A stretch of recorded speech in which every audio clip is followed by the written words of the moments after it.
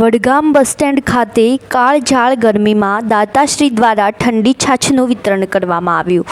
વડગામ તાલુકામાં કાળઝાળ ગરમી પડી રહી છે, ત્યારે પશુ પક્ષી અને લોકો ગરમીના કારણે પરેશાન થઈ રહ્યા છે। ત્યારે લોકો ગરમીથી બચવા ઠંડા પીણાનો ઉપયોગ કરી ગરમીથી રાહત મેળવી રહ્યા છે। ત્યારે દાતાઓ દ્વારા જનસેવા એ જ પ્રભુ સેવાના સંકલ્પ સાથે લોકોની સેવા કરી રહ્યા છે। ત્યારે વડગામ બસ સ્ટેન્ડ ખાતે શ્રી મહારાણા પ્રતાપ સેવા ગ્રુપ દ્વારા મિનરલ ઠંડા પાણીની પરબ લોકોની સેવા માટે ખુલ્લી મૂકવામાં આવી છે। ત્યારે ધોતા લક્ષ્મીપુરા ગામના વતની અને સેવાભાવી કરણસિંહ રાજપૂત દ્વારા લોકોને દર વર્ષે ઉનાળાની કાળઝાળ ગરમીથી લોકોને રાહત મળી રહે તે માટે ઠંડી છાશનું વિતરણ કરવામાં આવે છે।